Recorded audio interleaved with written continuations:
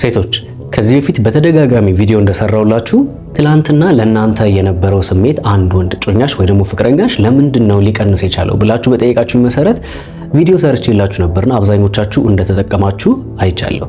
ዛሬ ደግሞ ሁልጊዜ እንዲያስብሽ ከአይምሮ እንዳትጠፊው ከልቡ እንዳትጠፊ ምንድነው ማድረግ ያለብሽ? እኛ ወንዶች ምን አይነት ሴት ነው ከአይምሯችን ላናውጣት የምንችለው? ሁልጊዜ ልትናፍቀን የምትችለው፣ ልንወዳት የምንችለው፣ ልንከባከባት የምንችለው፣ ኃላፊነት ልንወስድላት የምንችላት ሴት ምን አይነት ሴት ናት በሚል ሐሳብ ቀለል ያሉ 4 ሐሳቦችን ይዤላችሁ መጥቻለሁ።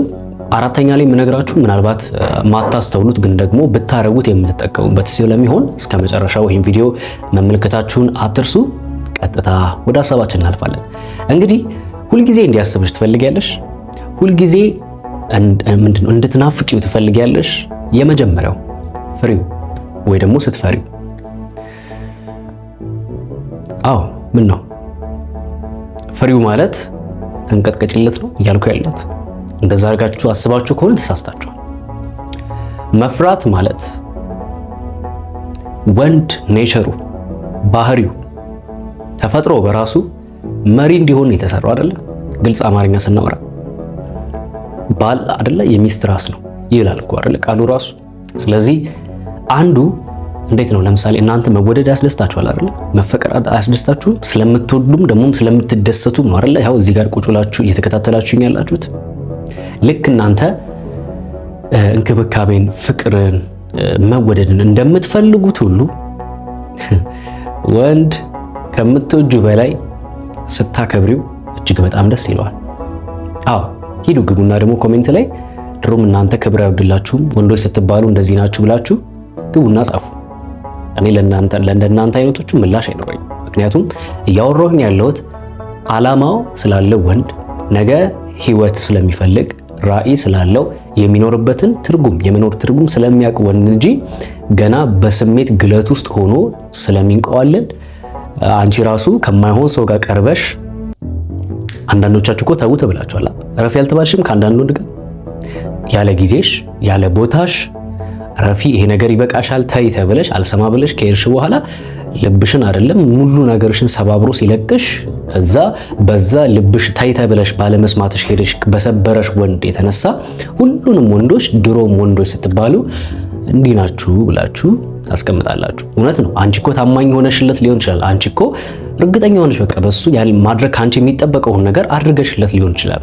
ነገር ግን እየነገርኩሽ ያለው ትክክለኛና ጤነኛ ወንድ ባል ወደፊት ደግሞ አባት ለመሆን ራሱን የተዘጋጀ ወንድ እንድትፈሪው ወይ ደግሞ እንድታከብሪው ይፈልጋል። በፈራሹ ቁጥር ማለት አንዳንድ ሴቶች ያስቁኛል። አፍላፊ ሁሉ የሚከፋፈቱ ሴቶች አሉ። በመሰረቱ ሴት ልጅ አፍላፊ መካፈት አለባት ብዬ እኔ በግሌ አላምንም። ከወንድ ጋር ስላችሁ ያው ጤነኛ ወንድ አሁንም እሺ የሚገባውን የሚያደርግ የሚንከባከብ ፍቅር የሚሰጥ ወንድ አፍላፊ ስላችሁ ይሄ እንዴት ልበላችሁ በቃ አንዳንድ ጉዳዮች ላይ አትግቡ ዲቴል ለማለት ፈልጌ ነው። ያ ወንዱ በራሱ ይወስኗል አይደል? ይሄን ዓለም ለመፍጠር እኮ ወንዱ በራሱ ኃላፊነት መቀበል መቻል አለበት። ኃላፊነት ከተቀበለ ስለማይናቅ ማለት ነው። ስለዚህ የመጀመሪያው እንድትፈሪው እንድታከብሪው ይፈልጋል። ሁለተኛ እንዲወድሽ ወይ ደግሞ እንዲያስብሽ የምትፈልጊ ከሆነ የሚወዳቸውን ነገሮች አርጊለት። አሁን ጥያቄው እናንተን ነው የምጠይቀው። ምንድነው እጮኛሽ ወይ ደግሞ ፍቅረኛሽ ወይም ደግሞ ባለቤትሽም ሊሆን ይችላል ምንድነው ካንቺ የሚፈልገው ወይ ደግሞ ምንድነው የሚወደው? እስቲ ባህሪው ምንድነው? ከምግብ አንፃር ምንድነው የሚወደው? አለባበስ ምንድነው?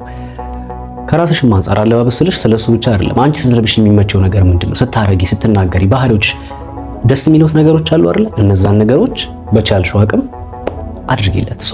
ያው የትኛውም ሰው እኮ የሚወደውን ነገር ሲያገኝ ደስተኛ የማይሆንበት ምንም ምክንያት የለም አይደል? እናንተ አሁን በህይወታችሁ ላይ የምትወዱትን ነገር የሆነ ሰንበዲ ሰርፕራይዝ ሲያደርጋችሁ ወይ ደግሞ ሲያመጣላችሁ በጣም ነው የምትደሰቱ። ስለዛ ሰው ሪስፔክት አላችሁ። ስለዚህ ልክ ያን ሰው እንደማትረሱት ካይምሯችሁ እሱም እንዲያስብሽ የምትፈልጊ ከሆነ የሚወደውን ነገር አድርጊለት ማለት ነው።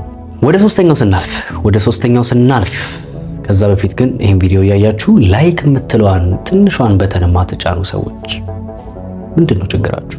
እየተጠቀማችሁ አይደለም? ፕሊዝ ላይክ አድርጉት። ምንም እኮ ከባድ ነገር አይደለም። ሌሎች ጋርም እንዲደርስና እንዲጠቀሙ እንዲያስተካክሉ ትረዱኛላችሁ፣ ታግዙኛላችሁ ማለት ነው። ከተመቻችሁ ደግሞ ፔጁን ፎሎ አድርጉት። እንደዚህ የሚጠቅሙ ሐሳቦችን ታገኛላችሁ።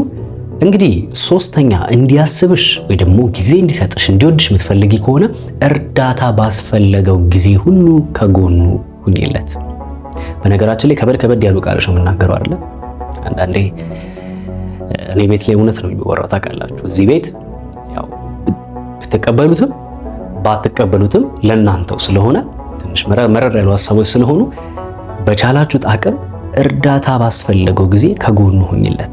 አዝናለሁ እኔ አንዳንድ ጊዜ አንዳንድ የዘመኑ ሪሌሽንሺፖች አያቸውና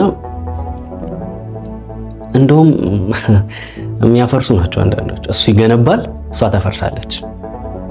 በዚህ አጋጣሚ ባለትዳሮች እየሰማችሁኝ ከሆነ ሚስቶች ወይ እባካችሁ ባሎቻችሁ ምናልባት ጤነኛ ባሎች ሆነው ግን ሰርተው ለፍተው የሆነ በዚህ ሰዓት ህይወትን ይሄ ኑሮን ለራሱ ለመግፋት ዳገት በሆነበት ጊዜ ብዙ ነገሮችን አድርጎ ተጣጥሮ የሆነ ነገር ብሎ እየመጣ ባለበት ሰዓት ፕሊዝ እርጁ፣ ፕሊዝ አግዡ፣ ከጎኑ ሁኚለት። እዛም ተለኩሶ ቤት ውስጥም ለኩሰሹ አይሆንም። ለመሰላችሁ ቢያንስ አንቺ ጋር ሲመጣ ይቀስቅስ፣ አንቺ ጋር ሲመጣ እርፍ ይበል። አጥፍቶ ሊሆን ይችላል እኮ የሆነ ነገር በድሎ ሊሆን ይችላል። እኔ እርግጠኛ ነኝ እነግራቸዋለሁ ከአንዳንድ ወስላታ ከሚባሉ ባሎች በቀር የትኛውም ባል ለቤቱ ሰላም ይፈልጋል፣ የቤቱን ደስታ ይፈልጋል። የልጆቹን ሳቅ፣ የሚስቱን ሳቅ ማይፈልግ የለም። በአንዳንድ አለመግባባቶች የተነሳ ብዙ እንትን አትበሉ። አንዳንዴ ጠይቃቸዋለሁ ይጣሉና መተው ምናምን ጮኛማቾች በተለይ እንዲያርጉኝ ትላለች። ኦኬ እንዲህ ብላኝ በዚህ ወጥቶ ከዛ መጨረሻ ላይ ጠይቃቸው ምን ታውቃላችሁ? ቆይ ትወዳታለህ ብዬ ጠይቀዋለሁ። አዎ ወዳታለሁ ይላል። አንቺስ ትወጂዋለሽ? ወይ ታፈቅሪዋለሽ? አዎ። እሺ አሁን የተጣላችሁበት ጉዳይ ወደኋላ ለመለሳችሁና ያኔ ገና ስትገናኙ ከነበራችሁ ፍቅር አሁን የጣላችሁበት ኬዝ ይበልጣል እላችኋለሁ። አይበልጥም እኮ ግን በቃ ግን እንተውት፣ ይቅር ተባባሉ፣ ሁሉ ነገር ይቅር ብዬ አንዳንድ ጊዜ ማስታረቅበት ጊዜ አለና አግጁ። ለማንኛውም ያው ረዳት ለመሆን ስለተሰራችሁ ማለት ነው። ከዛ ባለፈ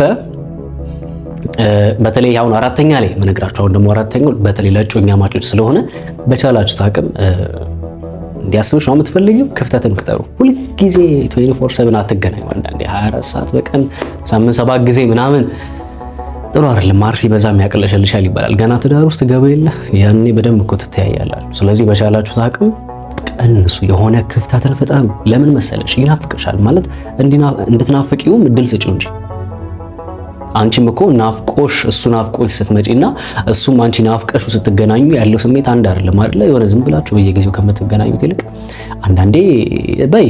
አንዳንድ ካንስል አድርጊ አንዳንድ ፕሮግራሞችን ማለት በቃ የሆነች ፕሮግራም አለኝ ምናምን። በእርግጥ ያው ለስራ ፈቶች ነው ሁል ጊዜ እንትን የሚሉት፣ ግን በቃ የሆነ ክላስ አለኝ በይ ወይ የሆነ ስራ አለኝ በይ ወይ የሆነ የምሄድበት ቦታ አለኝ በይ። ይሄንን የምታረጊ ከሆነ በመሀል ጋፕ ስትሰጪው የት ሄዳ ነው ምን ጎሎብኝ ነው ናፍቀች የሚለውን ነገር ማሰብ ስለሚጀምር በመካከላችሁ ክፍተትን ፍጠሩ። እኔን ማግኘት የምትፈልጉ ሰዎች ካላችሁ ከታች አስቀምጥላችኋለሁ። ቴሌግራም ዩዘር ኔም አለ፣ በዛ ልታወሩኝ ትችላላችሁ። ወዳችኋለሁ። መልካም ጊዜ